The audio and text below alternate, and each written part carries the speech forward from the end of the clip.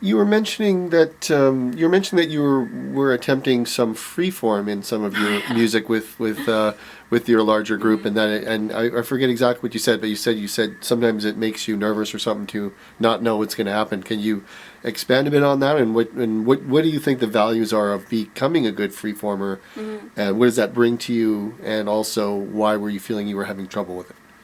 Oh man, yeah. We used to play this song called Tunnels, which was about this nightmare that I had. In the beginning of it, we used to just kind of improvise. We don't really play that tune anymore.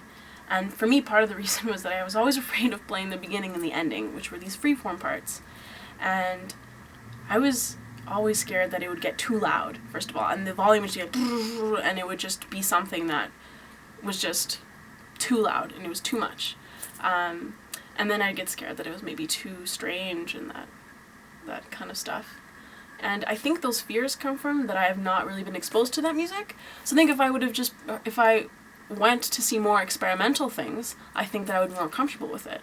And I guess I'm not exposed to it enough, and I don't seek it out enough. So it's uncomfortable for me, and I don't do it enough. So I'm Well, just, was the decision to have a freeform at the beginning and at the end based on something to do with the dream, like the idea of the song? Like, why was that song? Did you feel it might have a freeform at the beginning, and then how did you feel that fit with the song in the first place? well, I think the freeform thing was actually came kind of like an accident. I Ooh. think, yeah, if I remember correctly, I think we just kind of we were just kind of playing around, jamming, and then all of a sudden we were just like making all these noises and stuff, and then it just kind of happened. And on the recorded version, our recording of Tunnels is actually live. And so if you go on our Bandcamp or website or whatever and listen to that song, that beginning is actually improvised. Um, but it's supposed to sound like a nightmare. It's supposed to sound like, um, yeah, the nightmare is about, I have dreams that I die all the time. I don't know why, I don't know what it means, but that's what the song is about. Right. It's about seeing yourself die. So it's like, And one of all the these weird differences between sounds. compositional music and freeform is that freeform has searching in it as part of the finish. I mean, so it almost reminds me of like being in a nightmare and wandering through Yeah. a nightmare. Yeah, totally. Yes. Uh, can you say some of your influences? Say that might be a tough one, but Yeah. My early influences, Neil Young, for sure. I love Neil Young. I love Neil Young. I also really liked Black Sabbath. Man, when I went to play War Pigs, I played it all the time, and like songs like Paranoid and things like that. I loved that stuff. And then obviously I love jazz. The jazz music that I like, Charles Mingus, Duke Ellington. That music is so beautiful. And now listen to a lot of hip hop. what artists stick out for you in hip hop? I've been listening to obviously I've been listening to a lot of Kendrick Lamar. I've been listening to Absol. Although when I first saw Absol, I thought it was A flat soul. Mm. I'm like the biggest nerd ever. I'm like, who's this guy? A flat soul, and it's like, no, apparently his name is Absol. But yeah, I just got into this album of his, and it's so great. Are there starting to be good jazz hip hop hybrid compositions coming out? Has there always been? Are you hearing good mixtures of jazz and hip hop? Man, I don't feel like I know enough about jazz or enough about hip hop to know. Like, Right. I have no. Any that have touched you personally?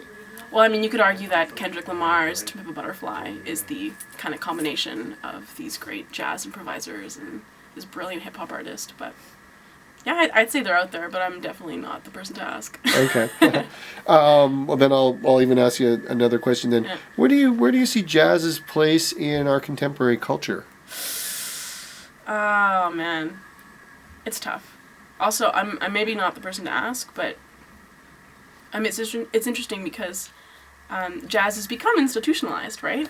And when I went to New York and I talked to people there, it seemed as if a lot of the gigs are gigs that are of service to people, right? You play for banquets, you play for people with conferences, so you pay for you play for white people with money. Yeah. Right? That's where the money is, and that's kind of weird to me how this African American music, which is about sticking it to the man and being righteous and fighting your way through and teaching yourself, right, and inventing new forms. And having your own voice. Exactly, and having your own voice has become this music that is of service to rich white people that want to look classy. And so you play like these banquets, and it feels wrong. I don't like those gigs, but who am I to judge? I don't know. And it's funny because, well, almost we go back to freeform. I don't mean to talk about too much, but notice how in the late 60s, early 70s, that was the one form of jazz that tried to just play where they weren't concerned about money, lofts. Oh, yeah. Yeah, the whole, yeah. I remember watching the old performances by the Chicago Art Ensemble. Have you ever seen them?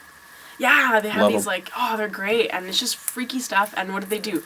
Gave themselves African names, like traditional African names, played wild stuff that was just kind of scary. Like if you look at them, they're angry. And what do they call the Art Ensemble of Chicago? You know? Exactly. Man. And now we have these like, the Gabriela Thomas Quartet plays your conference. Haha. You know, it's I don't know what's in store for jazz. I don't know, but it's in schools now. Yeah. Right? Yeah. And who knows? I think it's up to jazz musicians, I guess, because we're the ones that make the music, so it's up to us. Exactly. So who knows? I don't know. All right. I'm just going to end by saying, do you have any recordings out or plans for recordings at the moment? Yeah, we want to record our album. That's coming up soon, so we're probably going to have that out and ready, hopefully by September. We'll have our full length with the full band. Yeah.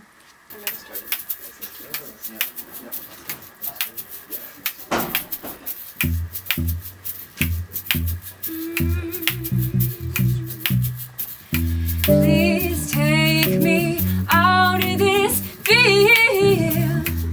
I'm lost, but I can't find the wheel. I'm grown, but I can't roam. Your eyes are the stone and road. My temptress traveler awaits. My goddess loves me when I pray.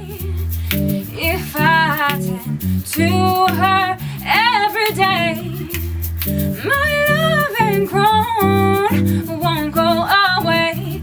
Yeah, yeah, yeah, yeah, yeah, yeah, yeah, yeah, yeah, yeah,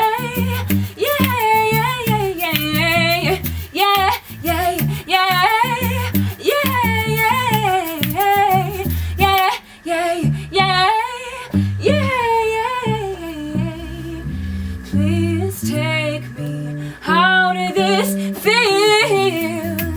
I'm lost, but I can't find the wheel. I'm grown, but I can't run. Your eyes are the stone and road. My temptress traveler